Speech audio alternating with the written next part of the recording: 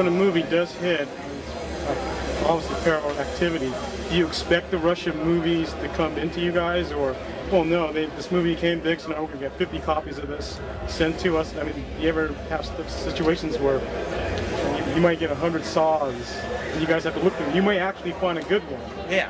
So how do you guys go about doing that, realizing what's going to happen next? Unfortunately, you just kind of have to weed through it.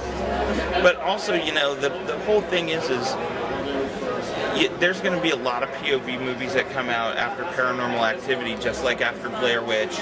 There's going to be a lot of, I mean, after Saw, of course, like tons of like really super edgy, gory movies.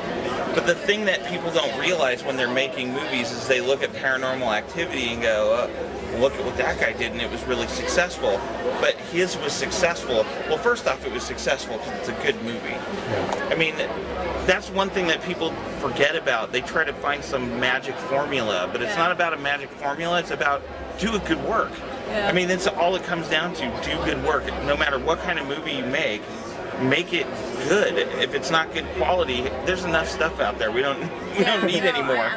And with more than enough, actually. Yeah. And when you try to catch a wave of something you think's going to be popular, you're behind the curve, because when the guy made Paranormal Activity, that wasn't the hot thing. Like super gory movies like Saw and Hostel were the hot thing.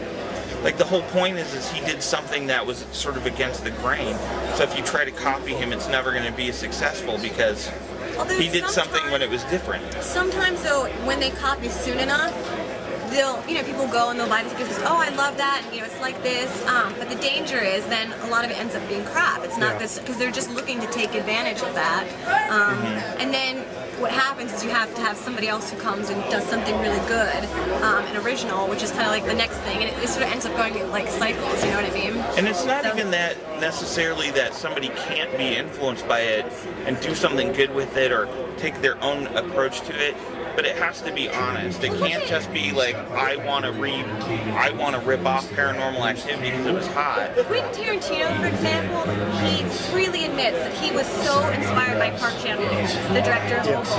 And I mean, that's the thing, like he watched it and it inspired him and it influenced him, and he was able to do something really great, you know, because of that. You know, he didn't just, you know, copy it or whatever. He put his own spin on it and he put out good work. Right. Like you were saying, the bottom line, putting out good work. Yeah, I mean, you can be inspired by something and then do something really great on your own. I mean, maybe the movie that gets influenced by Paranormal Activity is a comedy.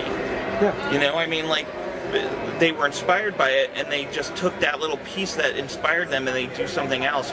As long as you do something good and worthy, then, you know, I mean, everybody's influenced by something, but when you sort of cynically and blatantly go, oh, this is hot, so I'm going to do something just like that, then usually never turns out well. It's just like Hostel, you know, it was like a James Bond flick.